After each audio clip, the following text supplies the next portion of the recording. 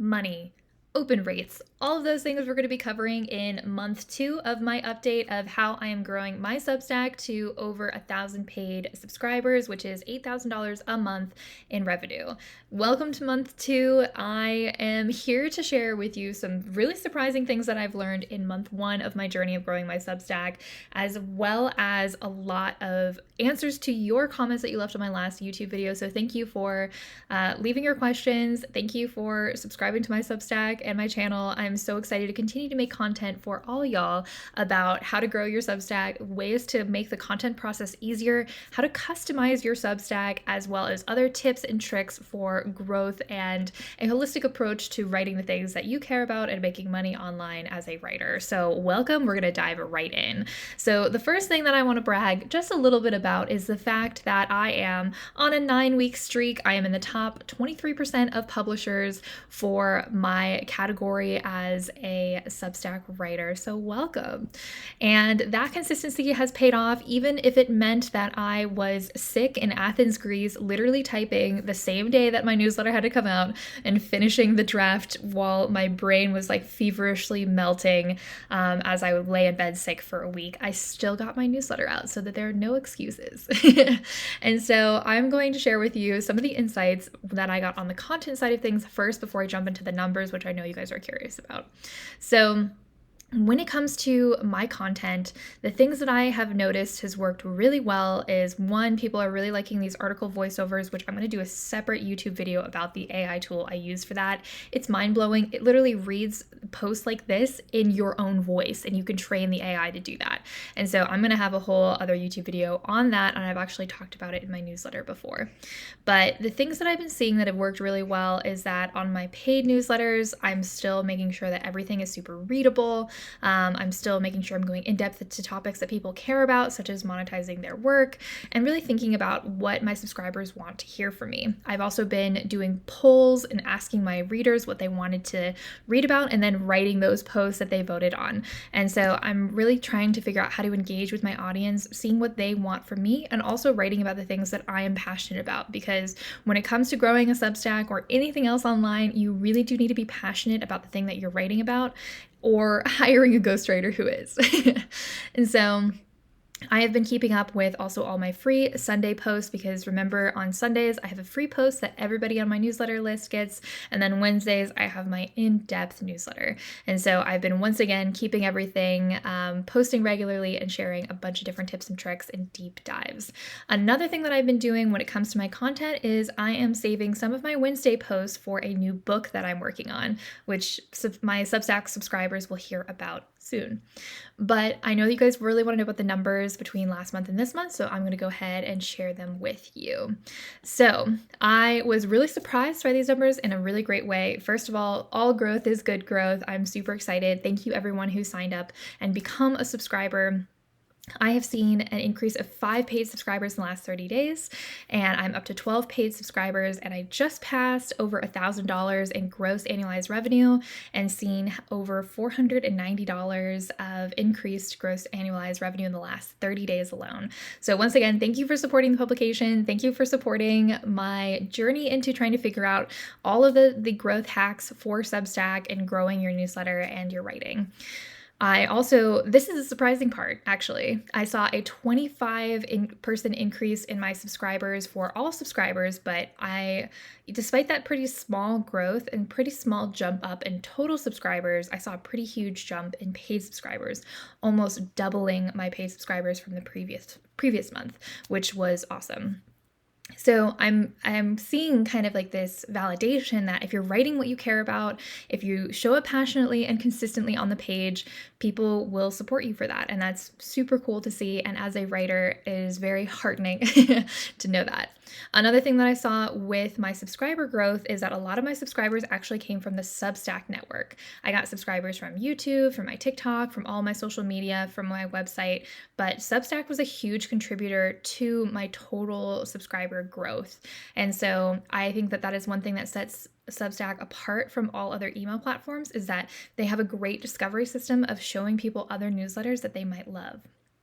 I also saw a 232% 30% increase in my views in the last 30 days, and I saw a slight drop in my open rate. However, I did get a comment actually today from somebody who wanted to say, who told me that I noticed that you have a phenomenal open rate of 49.65%. Please, what do you do to get such a high open rate? So that is the thing that I'm going to start this video about, because it is actually a piece of feedback that I've gotten about my newsletter and my cold outreach, because I do cold emails for my business as a freelance writer. My partner Kyle has helped me just like supercharge the cold email side of my business, and I've seen huge growth in the open rate for my cold emails as well as my Substack. And for my newsletter in its history, even when I was on ConvertKit with it, I have almost always seen a 48, 49, 50% open rate. And that's because I do believe that content is king. And so when we're looking at one of my newsletters, you'll notice that in the jump, I have an emoji in my subject line. I have emoji bullet points, and I have one-liners to tell you why you should read this post and basically pitch you on reading this post from the jump. And then I have another emoji, and then a headline of what you're about to read, and then a very aesthetic image. From the jump, before you even scroll down on my newsletter edition, you are seeing pictures, you are seeing emojis. This is a very fun feast for the eyes, and it's something that I've seen works a lot. I know a lot of top newsletters have emojis in their subject lines, and that helps a lot when it comes to making sure that people want to open your edition of your newsletter, and then they also can have recognition with the emoji that you choose to use. I originally thought that emojis were dumb and silly, but in reality, they've been a great way to kind of redirect my readers' eyes and help them read the things that I want them to read. So that is kind of the bonus of that. And then even when you dive into the body text of any of my posts, you'll notice that I have a ton of hyperlinks. Most of my paragraphs are 2, maybe 3 lines on this form. In mobile, you might see them a little bit longer. And then I always try to end one of my stories with either bullet points or 3 tips, because people love lists and things like that. And so that's what I think helps my open rate. And then on my Sunday newsletters, even when you get to the bottom of the story and the body of the email, you have a very scrollable next few sections with headlines, photos, links. And then this is something that I think helps a ton for when it comes to converting free subscribers to paid subscribers, which is giving them a next week on this newsletter kind of like short pitch about what they're going to get if they are signed up as a paid subscriber.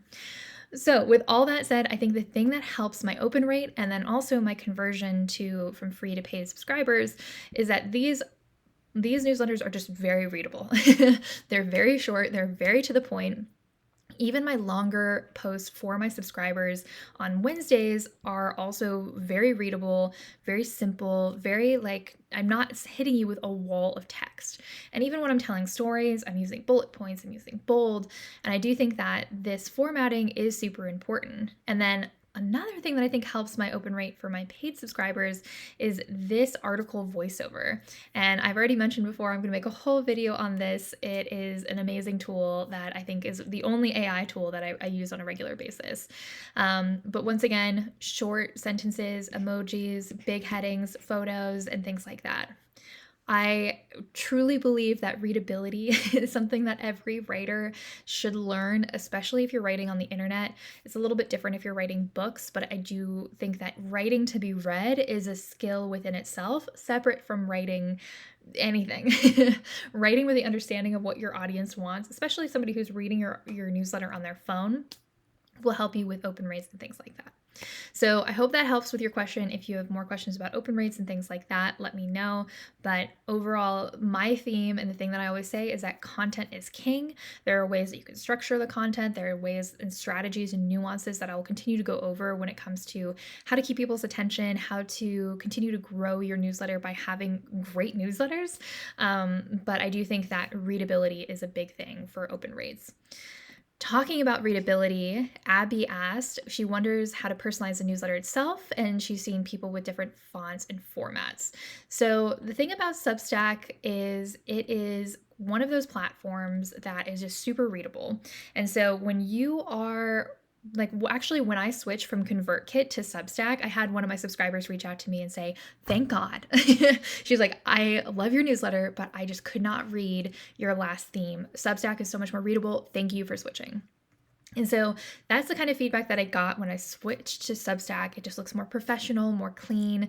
And the Substack look is very much preferred by readers that I found because it just is so easy on the eyes, so simple, big font. Even when I'm like expanding and collapsing like my email client on Superhuman to read newsletters just like that I get every day, I noticed that Beehive isn't very responsive to like the changing of a window size, and it's harder to read versus Substack. So I do think that some of the limitations on design is part of the Substack offering, where they're really trying to push a reader-friendly experience, which as a Substack reader myself, I much prefer reading newsletters that are hosted on Substack than any other platform. And I'm subscribed to like a lot of newsletters. So here's how you can actually change elements of your Substack and kind of alter some of the design within Substack's parameters. So you're going to go to the settings page, and then under settings, you're going to go to website, and then on website, you're going to have an option for design. And so when you go to that page, you have an edit theme options. And so under design and edit theme, you can then go and decide, what does my hero image have? Is it like different formats of feature, newspaper, or magazine? Am I showing the top posts here? Are posts in a list or a grid or a group? What is the design? What is the web color background? What is the accent background? And then it has very limited fonts that you can change here in the Substack editor. Beyond this, you can also change the headers of each of your newsletters that get sent out, as well as the footers, such as like your bio or information about you. That is something that I just recently changed. And so there's a bunch of options. When you go to your publication and click settings, you can scroll through and change a lot of the settings. You can even change things like your welcome email, like your paid subscriber welcome email. There's so many things that I'm still customizing and working on when it comes to that. But yeah, there aren't a ton of customizations other than being able to add images into your Substack, and then being able to change certain things like your web background and your accent and things like that. So while you can't have things like themes, like templates like you would see on the maybe Beehive or ConvertKit, the constraint and design is definitely built into Substack. And there might be some other hacks that I haven't found any that seemed legitimate for Substack on how to like further kind of alter the design. But these are kind of the ones that Substack has for you to go and change things across your theme. So hopefully that helps. If you have more questions or if you've seen other Substacks that you want to know how they do it, feel free to send me a link to the Substack that you're looking at, and I'll go and do a deep dive into how they got their Substack to look that way. But as far as I know, this is about how much you can change with Substack, and that's part of the reason why like Substack has kind of positioned themselves as being reader friendly, as they want everything to be as simple as possible and to make it as accessible on your phone, on your tablet, on your laptop, which as somebody like me who's built an entire custom website, is actually very hard to make the design translate across different screens for everything. And so it is a pain. Even different browsers sometimes load different sites differently. So I do think that Substack's simplicity is something to lean into, and your readers will probably thank you for it. So the other question that I have is somebody who wants to know how to grow your Substack from zero. If you've watched my channel before, then you probably have seen that I have basically attributed a lot of my success to my personal website and blog. I have spent so much time and so much money building this personal website that has my portfolio, that has all my links, that has my blogs and things like that. And this website has brought me so many leads, so many amazing clients, and has kind of been responsible for a lot of my success as a freelance writer, as a creative writer, and it has connected me with some really amazing people. So this website has helped me a lot, and it is the reason why I was able to grow from zero to my current subscriber count. And so starting your own personal website is really important. I have a whole video on my channel about how to start a blog, how to start a website, what that looks like, and I highly recommend checking it out and to understand the value of having a blog and the website. But one thing that's really important, and this is something that I'm still trying to figure out, is like how to make sure that your sign up link is everywhere. And this page is kind of under construction. I need this to be centered. I have to change the background of this, but I try to put my subscribe button everywhere. I have it on this page. I have it on my homepage. I have it on the signature of my email. I also have it at my link in bio. So if anybody goes to my Twitter page or X page, who knows what this thing is called these days, and they go to my bio site, they're able to do a number of different things. And this is also, I think, on my YouTube. They're able to go and check out all of my things as well as sign up for my newsletter. And I try to make sure that that is front and center, because on social media, you do not own your audience. You only own your audience when they sign up for your newsletter and you have their email address. If your platform gets taken away from you on Twitter or any of these other platforms, then those, subscribers are gone. You're done. You can't contact them anymore. And so the only way to own your audience is to have a newsletter list and to be able to speak to your subscribers directly.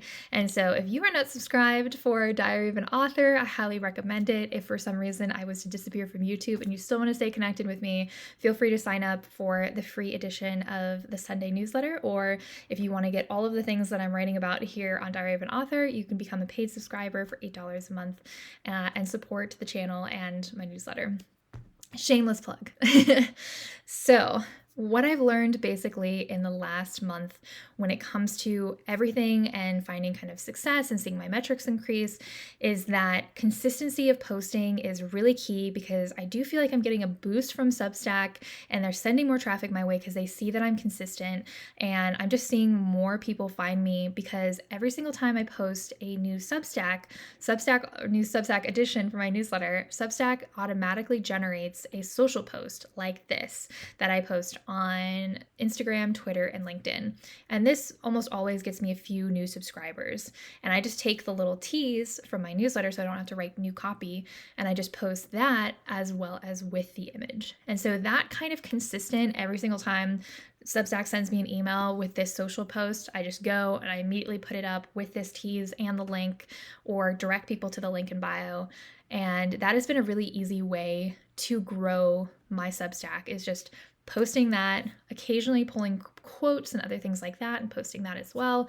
And then also making these YouTube videos, which is part of my growth strategy, is sharing with you how I'm building in public this Substack, this newsletter, how I'm trying to pave the way for other writers who want to grow their own following, who want to share their own work, and are really excited and passionate about the things that they're writing about and want to be supported by a community that also cares about the things that they write about and wants to support them as well.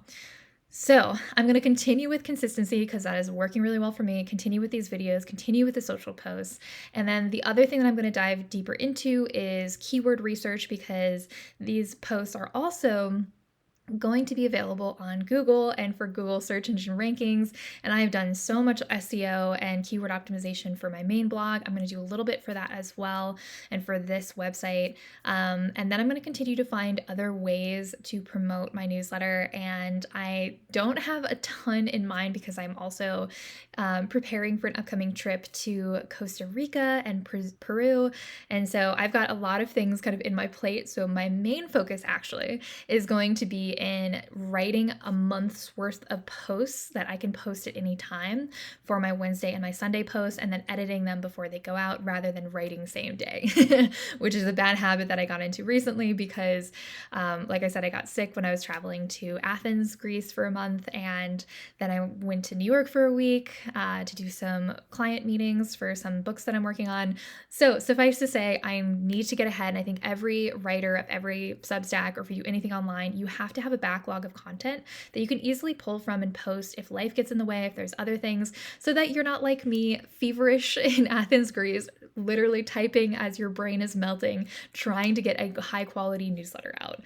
So having things prepared in advance is super important to be successful. That is something that I have learned and I'm currently working on. And yeah, and then on future posts or in future YouTube videos, I'm also going to talk about my content system, how I'm repurposing these things, like how I'm using these Substacks for other projects like book projects, like social media posts, and then eventually other forms of YouTube videos. So suffice to say, I've got a lot of exciting things that I have planned for you. I hope that you follow along on this journey by subscribing to me here on YouTube, here on Substack. And if you like this post, if you have any questions, if there's anything that I didn't cover or that you're curious about, feel free to drop a comment, and then be sure to like this video so that I know that you are getting value out of this. And so I hope you guys have a great rest of your day. And yeah, I'm excited to keep on writing and making things for you.